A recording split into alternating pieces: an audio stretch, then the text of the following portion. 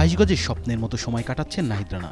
গত এপ্রিলে নিউজিল্যান্ডের বিপক্ষে বল হাতে গতির ঝড় তুলেছিলেন বাংলাদেশের এই আলোচিত ফাস্ট বোলার। সেটিরই স্বীকৃতিরূপ আইসিসির মাসসেরা ক্রিকেটারের পুরস্কার জিতলেন নাহিদ।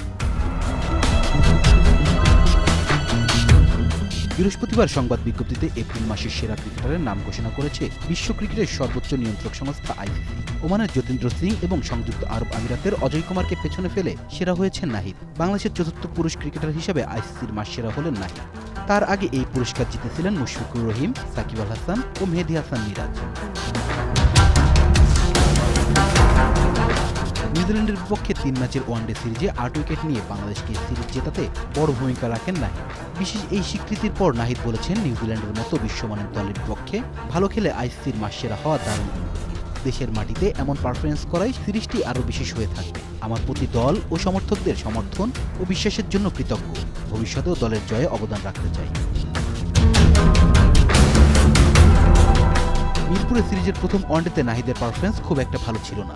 1 উইকেট নিতে খরচ করেছিলেন 65 রান। তবে দ্বিতীয় ওয়ানডেতে দুর্দান্তভাবে ঘুরে দাঁড়ান তিনি। সেই ম্যাচে নিউজিল্যান্ডের ব্যাটিং লাইন আপে ধস নামিয়ে 32 রানে নেন 5 উইকেট। চট্টগ্রামে সিরিজ নির্ধারণী তৃতীয় ওয়ানডেতে শিকার করেন 2 উইকেট।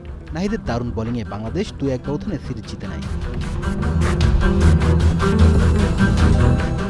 সিরিজ সেরার পুরস্কারও ওঠে তার হাতে। পুরো সিরিজে নাহিদের 8 উইকেট এসেছে 16.75 গড়ে। ইকোনমি রেট ছিল 4.46। এই পারফরমেন্সকেই নাহিদকে এনে দিয়েছে 2026 এপ্রিল মাসের সেরা ক্রিকেটারের স্বীকৃতি। Please subscribe our channel to get more information about Sports World.